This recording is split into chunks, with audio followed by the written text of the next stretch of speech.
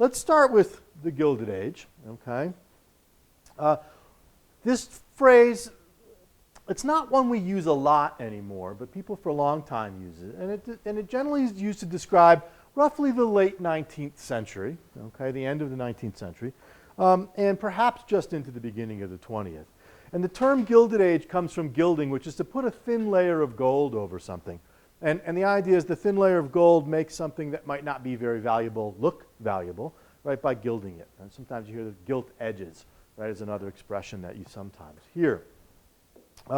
And the reason this name is used to describe this era is that many people saw this period in American economic history this way, that what we saw during the late 19th century was incredible growth in wealth for some people, but still poverty for a fairly large number.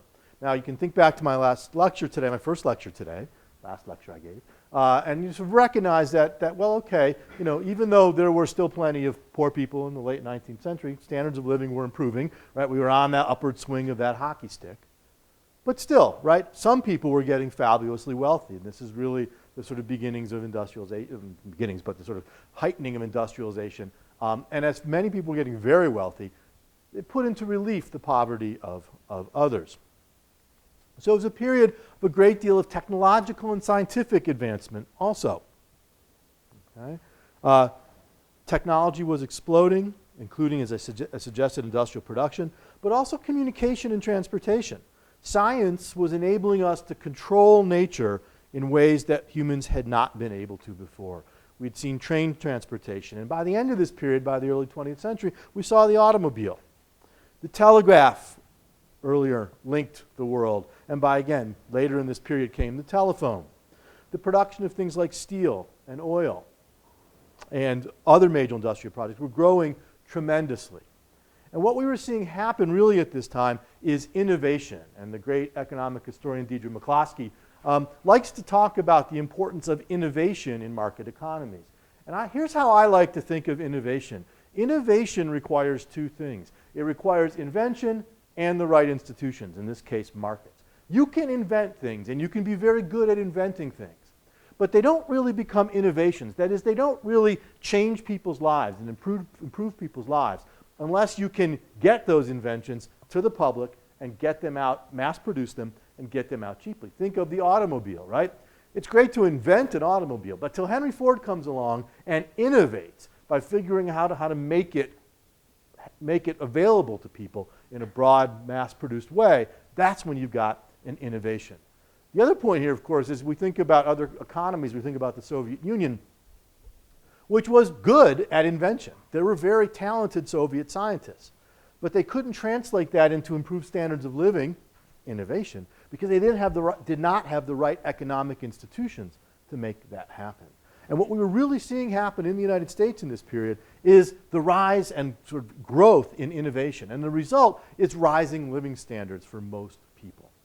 Even though inequality might have been growing, even though we were seeing some very fabulously wealthy people, the captains of industry and so on, the fact is living standards were rising for most people. For example, life expectancies were improving. The cost of food and clothing were falling. Cost of housing was falling. Industrialization was raising the average wages of workers. And these cheaper goods, as we saw earlier, were becoming even more affordable. More and more Americans had better diets, better clothing, better health. Though the major advances in health and so forth were still decades away, certainly infant mortality was still an issue and so on. We didn't have antibiotics and the like. But still, things were getting better. Infant mortality was falling slowly, but not nearly the way it would later on. More kids were going to school. Fewer kids were working through this period, mostly thanks to the fact that their parents could earn higher wages. Women were gaining more economic rights, and in the late 19th century could vote in a number of states. Okay? So this was a period of serious progress, right? Living standards were growing. But the question remained, some people were growing very rich. Why couldn't everyone? The concern here was what we might call poverty amidst plenty. And this raises an interesting question that we might think about, and a question that I think we see play out in a whole bunch of ways throughout human history, but particularly in the last couple hundred years. Okay? And the question is, do we get more upset about social problems as they disappear, precisely because they are the exception rather than the rule. And so I can give you a couple examples of this, two from this period, and one we've mentioned, just in general poverty, right? I mean, the fact was severe deprivation was beginning to be reduced. And perhaps that made us more upset at the remainder of the severe deprivation that existed. A little bit earlier than the Gilded Age, middle of this century, you could say the same thing about child labor. Child labor was on its way out in the 19th century. All right? I'll say something else about child labor in a minute. Child labor was on its way out before any laws were passed to make it illegal. It just wasn't economically beneficial anymore. But the fact that it was on its way out probably made the little bit of it that remained even more upsetting to people. Why are there still kids working in the factories? And therefore you can see that we might get more upset about this. In our own time, best example, smoking. Right? Cigarette smoking was on the way out, and it's at relative close to all-time lows. Yet we have these draconian laws and rules about where you can and cannot smoke and how much it upsets us and so on. There might be other issues that you can think about that fit this pattern. Let me say a quick thing about child labor because I think it's an interesting issue that people debate about all the time. First of all, some people argue, well, capitalism caused child labor, or one of the horrible things about capitalism was child labor. Fact, capitalism didn't cause child labor. Kids have always worked. They worked on farms, they worked in houses for as long as there's been human beings. What capitalism did do was bring child labor away from the farms and into the factories. Indoors, with actually fewer hours than kids worked on farms frequently, and often under better conditions. It made child labor visible in a way that child labor in the household wasn't as visible. And then it was capitalism that turned around and eliminated child labor completely by raising adults' wages, particularly men's wages, enough that families didn't need kids to work in factories to survive anymore. The reason kids worked in families was that was often the difference. Families worked in factories because that was often the difference between survival for families and an inability to survive. But as the growth of wealth that we're seeing here in the 19th century and into the late 19th century continued to go, right, the need for kids to work and the need for women to work as well, right, began to disappear. Women re-entered the labor force in the 20th century, but that's a different lecture and a different story, okay? But this is an interesting question to ask, and it certainly can be applied to the sort of tensions and paradoxes that we see in this period during the Gilded Age. Markets drove this progress. The reason why people were doing better was clearly because of relatively free markets on the economic side. But while this was happening, ideas were changing in a way that was problematic. In the middle of all of this growth that was being driven by markets, the concern about the poverty that remained, and the concern about, for example, in Alex's lecture, the concern about monopolies and so on, much of which was misplaced, but concern about these issues, about the things that went with this growth, were driving people to think more critically and more negatively about the market. And that those ideas would begin to change the world in a period that overlaps, got a different name for this period, that overlaps the Gilded Age and was the sort of bridge into the 20th century. And that was the Progressive Era. While the Gilded Age refers to this kind of the economic growth and the idea that there were a few at the top doing really well and all that, the Progressive Era refers to a whole line of thought and a whole bunch of policy and institutional changes that took place. Okay? And the Progressive Era can best be understood as an attempt to deal with some of the perceived problems of the Gilded Age. What people began to do was put two things together. We have these social problems, which are becoming perhaps more obvious and more unacceptable as wealth begins to grow. As we see these problems, at the same time we saw these problems, we were seeing these tremendous advances in science. And people began to think to themselves, well, why can't we combine these? Why can't we use science? Why can't we take a scientific approach to society? Use the methods of science to figure out how to solve social problems. Apply the power of science to society. And the so-called progressive thinkers of this period and the so-called Progressive Era, okay, fundamentally believed that social problems could be solved by wise and well-intentioned political actors, again, informed by scientific ideas, right? That if we could only study human beings scientifically, we could solve these problems. There was no excuse, they thought, for not trying to do this, given the successes of science and given the problems that they perceived and the problems of the poverty that remained. So examples of this are many things we've just been talking about today and a couple other days. Antitrust, food and drug regulation, railroads, hygiene, children, money and finance, right? All of these areas of society became open to this sort of concern the progressives had and this desire to use government to solve these problems, right? The kids one's interesting for a bunch of reasons. There were, of course, so-called child savers and so on, people who went around to the houses of immigrants and poor folks and told them they weren't raising their kids correctly, right? And oftentimes enforced by government as sort of, you know, their parenting practices or how they were cooking were not scientifically acceptable. If you really want to have fun, there's parenting manuals you can read from the early 20th century. The Care and Feeding of Children is the name of them. Sounds like you're talking about a plant, right?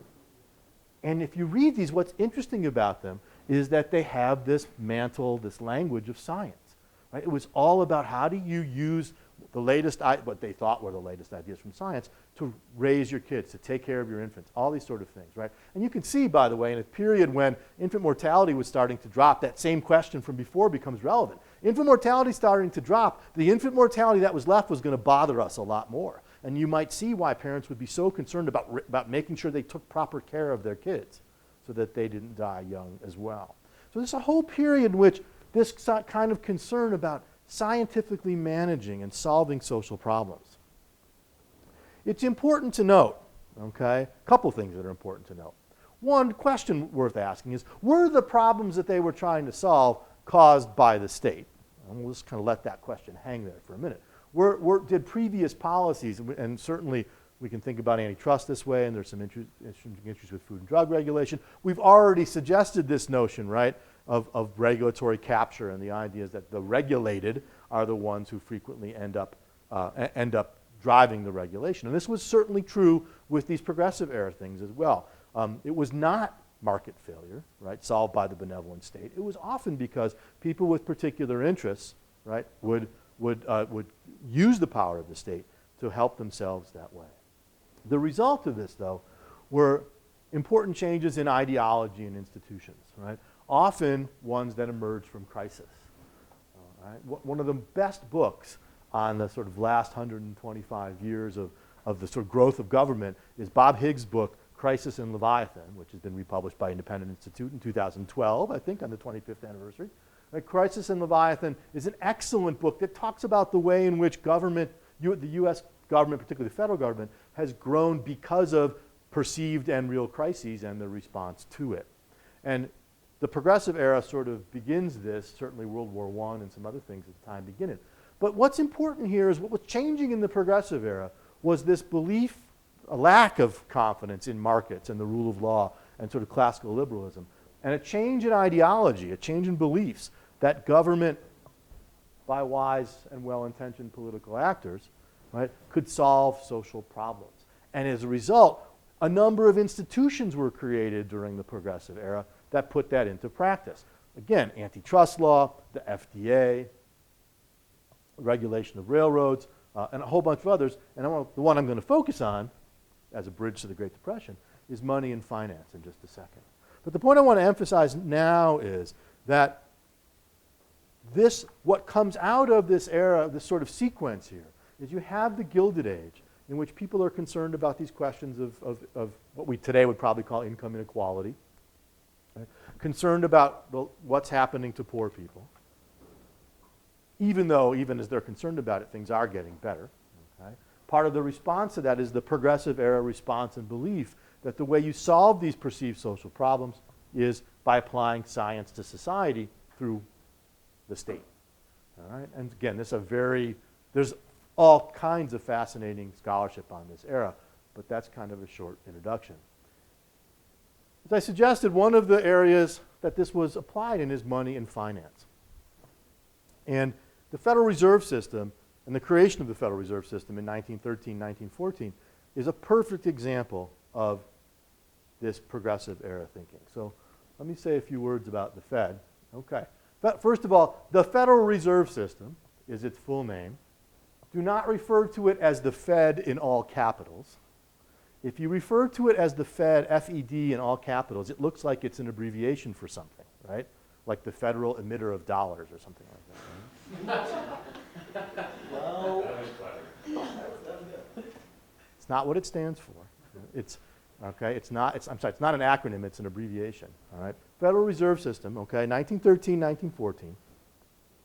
In many ways, the exemplary progressive era institution. The belief that we could solve monetary and financial problems through scientific management, through wise and well-informed political actors, right? So a couple of things about the Fed that are important to know, okay? One, it was a public-private, amalgam, a hybrid, whatever you want to call it. There's a big debate that goes on. Is the Fed actually a private bank? Is it a government thing? Look, here's the truth, all right? It is technically private. The Federal Reserve System technically, and the Federal Reserve banks, the 12 of them, are owned by the member banks in each of their districts, right? So the Federal Reserve Bank of New York is owned by all the banks that are in the geographic district it comprises.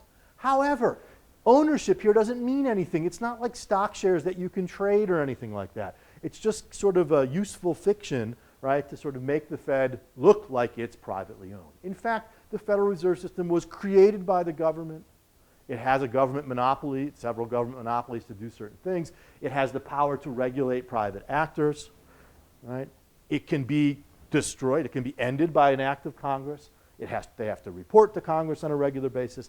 For all intents and purposes, it is a government agency. A government agency that's set up in a way to make it look like it wasn't the government. And that's an interesting history of how Americans have always been fearful of creating a true central bank, okay? So again, it's people, technically speaking, yeah, it's private, but not like Google or Ford or anything like that, okay? So again, it's a public-private amalgam designed to end financial crises and to end bank runs and bank failures. I can't think did we talk about it during the lecture? It was a question I had afterwards, I can't remember, about where business cycles came from before the Fed, okay? There were problems in the US before the Fed. We did have recessions, okay? Those were caused by the existing regulation that was in place, the existing role the government played before the Fed. Yeah, we did talk about this, right? Okay? And this also becomes another example of the problem I mentioned earlier, where the problem that the progressives were trying to solve with government was often itself a result of other government interventions. And they were blaming markets for things often that were in fact the results of bad policy. And so what you have here is a weird, decentralized central bank set up to end these financial crises, bank runs, and failures. But what happens? About 15, 16 years after the creation of the Fed, we end up in the Great Depression. But the key point I want to make now is the Fed fails really its first big test. Okay? This was the sort of thing the Fed was designed, created to prevent. Yet we get the worst crisis and longest lasting crisis, economic crisis, in US history after we've created the Fed. After we've sort of made this argument that progressive scientific social management can work. And so one of the things you might think about as I start to talk about the Great Depression is what it has to say about the progressive era thinking that came out of the Gilded Age, right? So that's the way to kind of tie these things all together, all right? The way I like to talk about the Great Depression is by starting with what I call the high school history story of the Great Depression. This is the story that you've probably all heard before. And as I go through these 4 points, I'm going to watch you all nod and chuckle a little bit while I mention them, okay? So there's 4 components of the high school history story. First one, laissez-faire caused the stock market crash, and the stock market crash caused the Great Depression, right? See, she's smiling already, okay? We've all heard this story before, right? That it was laissez-faire that caused. Now notice, by the way, we just got through talking about the progressive era, where we talked about all these institutions that were created to regulate the economy. Huh? What laissez-faire? That's worth thinking about. Second, President Hoover was committed to laissez-faire and stood around and did nothing while things collapsed. Right? That's the second part of the story. Everyone knows that, right? You've all seen Annie, right? It turns out, by the way, Hoover is a bad guy, right? He did he is responsible for making things work, but not for this reason, as we'll see in a little bit. FDR and the New Deal, of course, saved us from disaster. And finally, World War II got us all the way out. If Roosevelt kept us sort of floating, World War II ended the Great Depression. What I want to suggest to you is that all four of these things are wrong. Okay? But the overall message here, of course, is that the Great Depression was caused by capitalism and cured by government intervention. The other thing I want to note from the start is what's missing in the high school history story. It is Hamlet without the king, or the prince, right? Who's missing in here? What's not mentioned in any of those four things? Someone say it again. The Fed, right? The Fed is absent. I'd be curious to know, if you took a high school history class and talked about the Great Depression, whether anyone ever talked about the Fed. Right? And the interesting part about this is ask any economist, and I mean any economist, not just free market types, right? And you can't talk about the Great Depression without talking about the role of the Fed, no matter what your ideological position is. Okay, so that's the high school history story. The other thing, sort of preliminary, we have to do is there's three questions that any discussion of the Great Depression has to answer. First, what caused the initial crash or recession? Why was there anything, right? Why did something happen here? Why was there a recession or a depression? What caused that? Second, what made it so deep, right? What made it a depression, not just a recession? Why did it get so bad so quickly? And then finally, why did it last so long? What made it great? Right? Because the answers to these three questions distinguish the Great Depression, especially the second and the third, from previous recessions and later ones. If we want to understand why there was a Great Depression, right, we need to answer those questions. Okay, so now here comes the speed part. We're going to do this pretty quickly. And I'm not going to go into as much depth as I would if I had more time, but hopefully I get the basic ideas across. You have to start with the 1920s. You can't explain what happened in 1929 until you understand what led up to it. Okay? It helps to answer our first question. Some economists, like the Austrians, argue it's an example of the Austrian business cycle that we talked about yesterday, that there was an inflationary boom in the 1920s. Okay? And that inflationary boom was unsustainable and eventually had to turn to bust. There's a long-standing debate about this, about did the money supply really go up a lot or a little, whether this is true. Much debate continues. One point I want to make is that, well, sometimes people say, well, but prices didn't rise in the 1920s. How can there have been inflation if prices didn't go up? And the answer to this is that two things were happening at the same time. You can have rising prices from inflation. At the same time, your economy is actually growing and getting more productive and pushing prices down. In the 1920s, like, by the way, in the first decade of this century where we were having problems, right? Productivity really was rising. The economy really was growing. And on top of that, there was the artificial stimulus from inflation. And so all that growth was trying to push prices down, inflation trying to push prices up. The result is prices didn't change much. Consumer prices didn't change much in the 20s. But maybe they should have been going down like they did throughout the late 19th century, throughout the Gilded Age. Okay? So that's one of the issues that sometimes comes up here. But most importantly, the stock market crash. The recession that became the Great Depression started in July of 1929. The stock market crash did not cause the Great Depression, or did not cause the start of the Great Depression. Rather, it was a symptom of it. The Great Depression really begins in the summer of 1929, as the economy kind of takes that turn downward by the measurement available at the time. The stock market crash happens in October of 1929. And if you think that's just kind of, a one-shot deal, think about what happened a few years ago. The recession, the Great Recession, started in December of 2007. The financial crisis doesn't happen until the fall of 2008, and the decline in the stock market takes place over the winter of 08, 09. Stock market crashes don't cause depressions. If they did, we should have had a terrible depression in 1986 when the stock market dropped several hundred points in one day. Okay? Stock market crashes are a reflection of people saying, uh-oh, we made those mistakes, now we need to correct them. Okay? So the stock market crash did not cause the Great Depression. It was a symptom of that depression already starting. So again, there's debate about this, but this is one explanation, right? Bad government policy, bad policy by the Fed, that led us into this recession, depression. What happens next? In the first 4 years, known as the Great Contraction, we see a couple of things, right? We see unemployment. That unemployment gets as high as 25% in 1933. Unemployment stayed above 9% from 1930 to 1940. In fact, it's probably more accurate to say, with the exception of a couple of months, unemployment was above 10% for that 11-year period. Just a couple of months, it dipped below 10%. We hit the panic button when unemployment went up to 10%. For 11 years, it never went below, getting as high again as 25% in 1933. So one of the features of this period is that we see this incredible unemployment. The other thing we think about with the Great Depression, of course, are bank failures. Okay? And this indeed was a huge problem in this period. Okay? These bank failures took place in 3 waves in the 1929 to 1933 period, with over 8,000 of the 25,000 U.S. banks failing, about a third failing in that period. As you can imagine, that's a huge problem. By the way, anyone know how many Canadian banks failed during the Great Depression? It's a trick question. If it wasn't 0, it was close. 0. Right? One reason for that is that U.S. banks at the time, and still to a degree, though less so, were very small. They were at the time, unable to operate across state lines. Most banks were small and undiversified and often had only one office.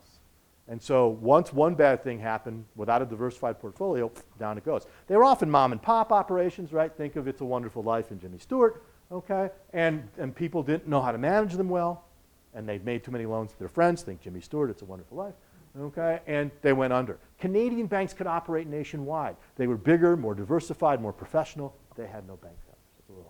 A little side note. So we had the bank failure.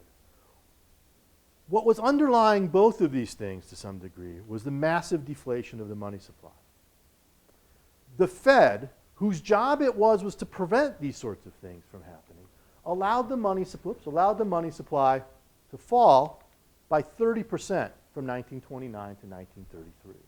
There's a lot of debates among economists about whether exactly what the Fed should have been doing.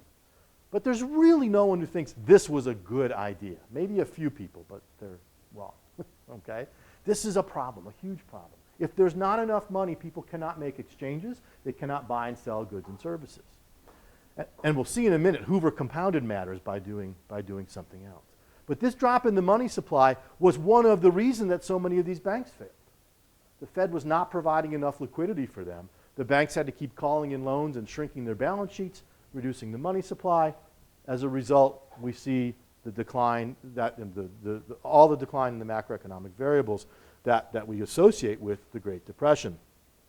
For example, we see things like overall production fell 26% in this period. Personal income fell by 16% early in this period, right? By 1933, the money supply had fallen by about $7 billion, or around 30%. And this led to a significant decline in GDP as well. So one question we might ask is, all right, what did Hoover do, right? Hoover's president. By the way, the interesting thing, there's a lot of interesting things about Hoover that we might talk about, okay? But one of them is Hoover did not believe in laissez-faire. He never believed in laissez-faire. He almost, you know who tried to get him to run for president before he actually ran? Tried to get him to run in the 1920s? The Democrats. And you know who one of his biggest supporters was who said this guy should run for president? FDR. Right? There's a great biography of Hoover called Herbert Hoover, Forgotten Progressive. Okay? And so Hoover from the beginning had no great commitment to laissez-faire. He was a product of the progressive era. He thought government could be used wisely. He preferred that it cajole people rather than coerce them, right? But he certainly thought government had an important role, okay? And he had been, during World War I, he ran the Food Administration. He was the central planner of food in the United States there. And he was Secretary of Commerce throughout the 20s, where he was constantly proposing these ideas about how government should get more involved in things, particularly in dealing with unemployment. Thankfully, Presidents Harding and Coolidge basically treated him like an annoying little dog, right? And would say, go away, go away. Okay? But when he became president and stepped into the Great Depression, he had the opportunity to really do some things that he, for a long time, had wanted to do. The one thing everyone knows that Hoover did do, right? And this is really interesting. Remember, part of the high school history story is Hoover was committed to laissez-faire and he stood by and did nothing, right? But what's the one thing everyone talked about that Hoover did do that caused problems? He raised taxes and he put up protective tariffs. Yes. Smoot-Hawley tariff, right? Everyone knows the Smoot-Hawley tariff, that was terrible, and it was. Over 1,000 economists, that's like every economist in the United States at the time, signed a letter to the New York Times saying how bad, this was a terrible idea. Passed it anyway, right? So wait a second, if Hoover was committed to, how's that? Wait, this is not laissez-faire, right? But the people who make the high school history arguments can't seem to connect those two things. And again, the tariff was a terrible idea, no doubt, okay? But it wasn't the worst thing that he did. The worst thing that he did was what's known as his high wage or purchasing power policy, all right? Hoover believed, as did many, I shouldn't say many, as did a number of economists in the 1920s, that the secret to economic prosperity was that workers had sufficient purchasing power. That what workers had to be able to do was to buy up all the stuff that was out there. And so they had to make sure that they had enough wages to buy all of that stuff.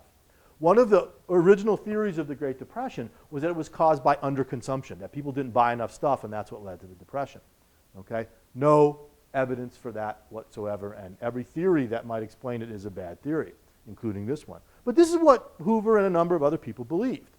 And Hoover believed this all the way through the 20s. And so faced with this a massive unemployment beginning to happen, what Hoover did was he deployed this bad theory and convinced industrial leaders at the time to not lower their wages during the beginning of the recession depression. He said, you have to keep paying your workers the same wages so they have enough purchasing power to buy up stuff. That's the key to prosperity. Now, there's a couple of problems with this, as you might imagine. One of them is, and here's for the econ students, you have a deflation. The prices of goods are falling. If you keep nominal wages the same while prices are falling, what's happening to the real wage? Someone said it. Say it. They're increasing. Yeah, increasing, right? Constant nominal wage, lower price level, the real value of the wage is going up. Let's make matters a little worse. Let's note that while all this was happening, productivity was falling. Right? Workers were less productive because of the recession. So productivity is falling, the real wage is rising. It's getting really expensive to hire workers. And you see a massive increase in unemployment during Hoover's time in office. Why? Because he convinced those industrial leaders to do this. It's a very interesting question why they went along with this. And we can talk about that in the Q&A if you want to. All right? But they went along with it, okay? At least for a little while. You know what happened? After a couple of years of doing this, these firms, predict what would happen to the companies who kept wages high in the face of this while their output prices were falling? What should happen to them? Before they go out of business, what would be the indicator that they're in trouble? Losses, right? Your profits are falling, right? And sure enough, they were. But what's interesting is the leaders, the CEOs of the time, didn't seem to care about that. But you know who did? The various boards of directors. And what we know from the history is the boards of directors basically said to the CEOs, what are you guys doing? Stop it, right? You're destroying us by following Hoover's silly policy here. And eventually they began to cut wages and unemployment started to come down somewhat. It's also worth noting, by the way, that the tariff helped keep wages high, right? By blocking foreign competition, okay? This also had the effect of keeping wages high. I should note, by the way, that Hoover did a bunch of other things too, one of which was to restrict immigration to near zero, also protected American workers. And he, in his time in office, 1932, put forward a big tax increase, a whole bunch of spending programs, much of which foreshadowed the New Deal. It's foreshadowed the New Deal so much that FDR's own advisors recognized this. Rex Tugwell, who was one of the Brains Trust, said, when it was all over, I once made a list of New Deal ventures that were begun in Hoover's years as Secretary of Commerce and then as President. The New Deal owed much to what he had begun. And one of my sub-themes here is that the difference between Hoover and Roosevelt, which people talk, they were like completely different, right? They weren't. They were actually much the same. In fact, sometimes it's hard to tell them apart. Someone made this for me, and it's too cool. Watch.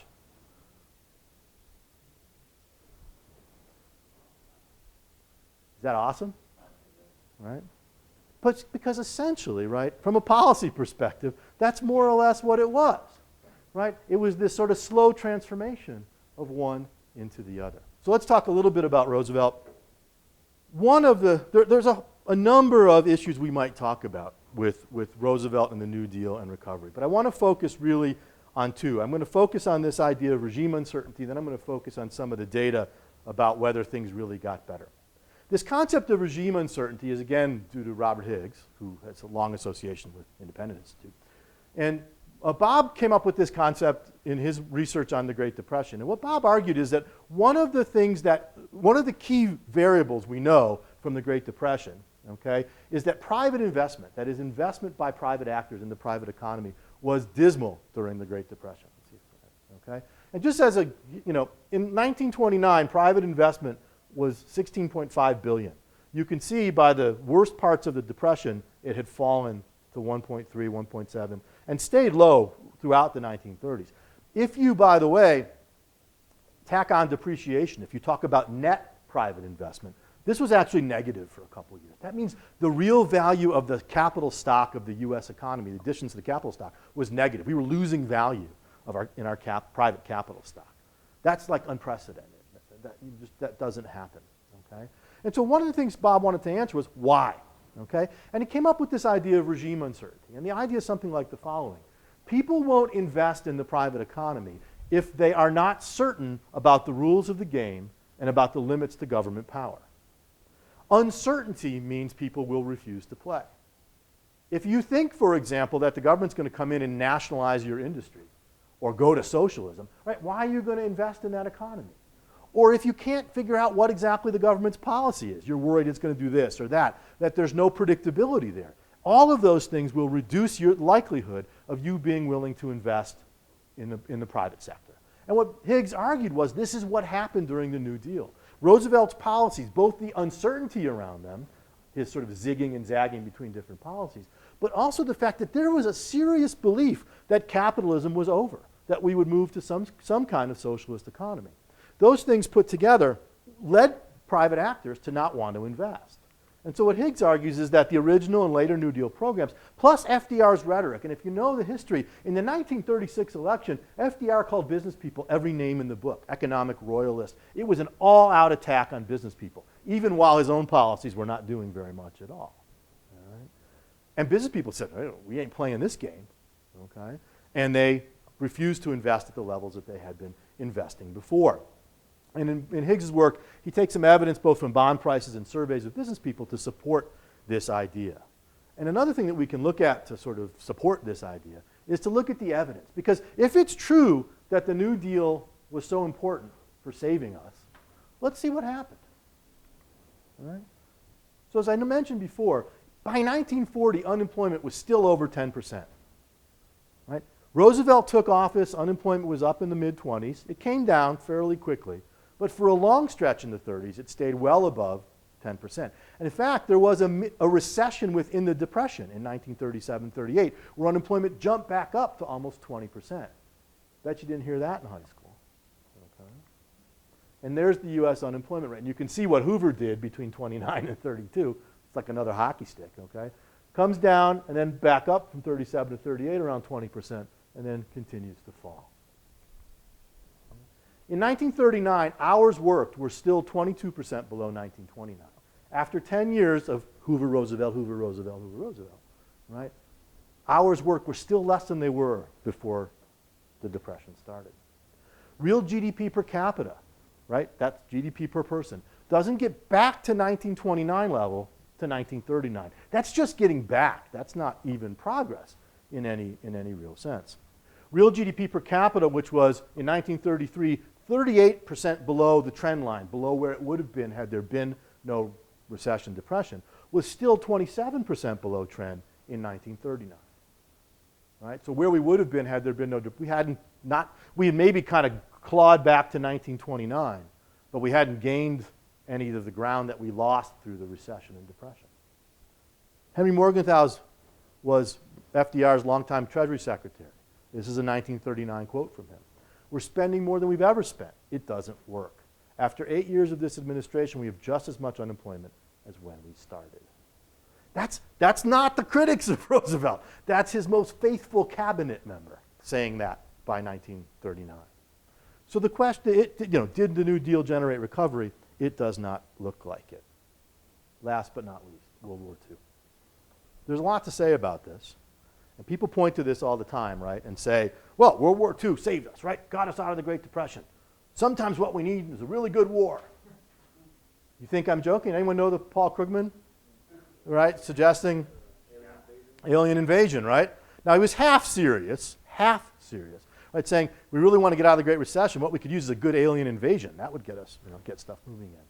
So let's start by making a simple point. No, war is not good for economies. War destroys things. It kills people. That's not good. But now we need to kind of recognize what the implications are for the Great Depression. Because, right, yeah, unemployment dove. People said, yeah, unemployment rate's lower. Well, yeah, if you're drafting millions of men, and then you need the remaining men and women to go work in the factories to make the stuff you're then going to blow up, right? Of course unemployment's going to fall. But that doesn't mean the private sector has somehow recovered. That doesn't mean the economy's doing better. The other big thing that people point to during the war is that GDP rose. Yeah, GDP rose, right? Well, yeah. But much of that was government spending on the war. And again, did that translate into better lived lives for the American public? We'll come back to that in a second. There's another problem here, though. A lot of this data, and this is a point that Higgs made in some of his work, is questionable. And it's questionable because of the wartime controls, due to the wartime controls, okay? In particular, we mentioned earlier when we were talking about health care and health insurance, right? There were price and wage controls during the war, right? Prices and wages were set by the federal government. GDP, if you recall, measures by prices in the market, right? That's how we add up and figure out what GDP is. But if the price in the market had been controlled by government, that measure of GDP isn't accurate at all. Those prices don't reflect opportunity costs or the real value that people put on things. They're just artificial numbers. So it's questionable whether the GDP data during the war are meaningful as a comparison to, say, what happened before the war or after. It turns out that if we actually look at the data, real personal consumption and real private investment declined during the war. Right? That the ability of regular American households to consume, right, and private investment in the private economy both declined. Now the second's not a surprise because people were, resources were being devoted to the war. But then you can't make the argument that war is good for the economy, right? It didn't make, why do we care about the economy? We care about it because it makes people's lives better off. Did not do this. In fact, right, if you look at people's lived lives during World War II, if you have grandparents who were, or great-grandparents who were alive, ask them whether it was fun living at home during World War II. It wasn't. And I have a paper, actually in the Independent Review also, that looks at, with a student, former student of mine now, that looks at some of this stuff and looked at people's diaries and newspaper reports, right? People were scrambling for resources. People had to start growing their own little backyard victory gardens and canning their own food because there were so many shortages of goods and services. Kids went out and collected scrap metal to earn income. Families would have to split food like on Christmas and Easter. So the lived lives of Americans during World War II at home were not very good at all. And in fact, if we want to say World War II got us out of the Great Depression, for some people it was actually worse during World War II than it was later on. And private investment only recovers in 1946, and that's one of the reasons I tend to date the end as 1946. Two last quick points to make.